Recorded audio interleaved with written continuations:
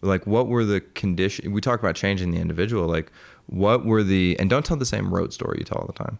What were the conditions at the origin that truly like made you take the first step? So it's 2009, and I'm, like nearly a decade into what was in my mind at that point my life. This is what I am. I'm a hospital doctor at Stanford, working for a big multi-specialty group. I teach, I do this, identity. This is my thing. I was so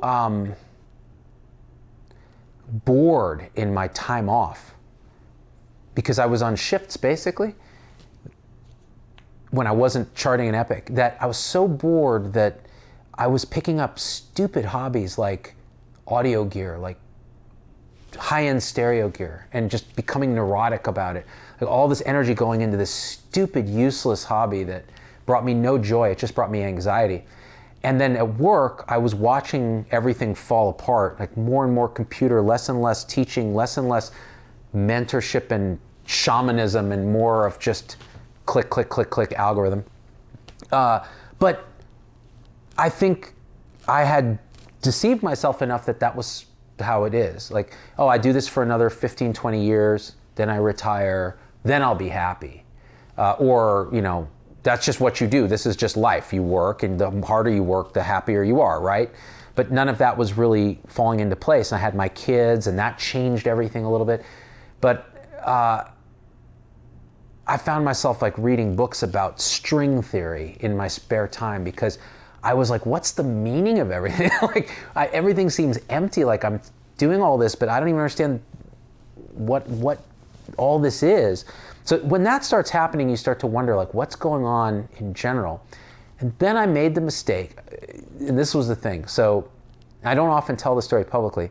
So Tony Hsieh, the guy who runs Zappos, had just written a book called Delivering Happiness about his experience with building a culture at Zappos. And he had gone to school to Harvard with my wife, so they knew each other and I knew him and so on. And we were in Las Vegas one Thanksgiving, Las Vegas of all places. We lived in the Bay Area. And he invited us over for Thanksgiving dinner or something like that. So we went with our 1-year-old daughter, Nina at the time, or 2 years old, and said, and he was radiating this kind of joy about all the things that were going to happen. Like, I've made $1 billion. I have this amazing company. We're going to transform Las Vegas. We're going to do all this. This is my calling. This is my path. This is what I do. And I remember he looked at me. He's like, so how's everything at Stanford? It must be cool. Your parents must really be proud of you and this and that. And you must be really happy. And I remember that was the first time someone asked me, oh, you must be really happy. And I'm like, I had to sit there and go. And I remember it just came out. I was like, no, I'm not happy at all. I've never really even been asked that. I'm doing what I'm supposed to do. I'm not happy at all. This feels so wrong. Like this profession that I thought was my calling has fallen into this chaos, and I myself am not the person that they think that I'm supposed to be. So what, and I remember I just told, what do I do? I'm looking at this guy, he's like a billionaire. I don't know him that well. I'm just like sitting at the table, what do I do? And he's like, what do you want to do? And I'm like, if I'm being honest, I'm really good at teaching and making people laugh. And I don't know, I would probably put videos on YouTube or do something stupid like that. And he said, then why don't you just do that? And I remember going, okay, that's just dumb. You don't make money doing that. I have all these expectations. I can't be a doctor and do that. We flew back to the Bay Area. For the next 3 months, I went into a depression. Like it was, because it had been held off by years of self-deception. Like, oh, if I just get a bigger, nicer car, we get the house, I have kids, I'll be happy. Maybe if I become partner, I'll be happy. Okay, now I'm making a lot of money. I'm happy now, right? No. Okay, I'll get better speakers and then I'll have beautiful music in my life. No. Fuck. 3 months of just suicidal depression. Like, my wife was so worried about me because I would just come to bed at like 2 a.m, just like dragging. and just detached and miserable.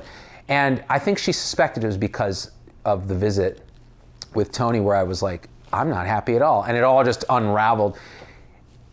And that, I remember the night, it was like right before my birthday, 2010, beginning of the decade. I was like, fuck it. I went online, I created a Twitter account. What names are available? ZDoggMD? No one has that. I went through a bunch of different, placebo, this, that, nothing. ZDoggMD was available. I now have the Twitter account. I now have the Facebook account. I now have the YouTube account. Okay, let me upload a video. Graduation speech, video. Graduation speech had been up under a different name. I re-uploaded it.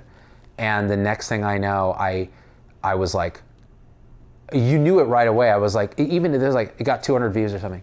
I was like, this is the end of this phase of my life. Like, I don't know what's gonna happen. And I was deluded. To be honest, it was delusional thinking. How can that be? Some idiot Stanford doctor like puts a dumbass video on YouTube and says to himself, clearly, I'll never forget what I told myself. I was like, this is the beginning of something transformative. And I don't know where it ends, but I know this is it. I know it. And it turned out to be true.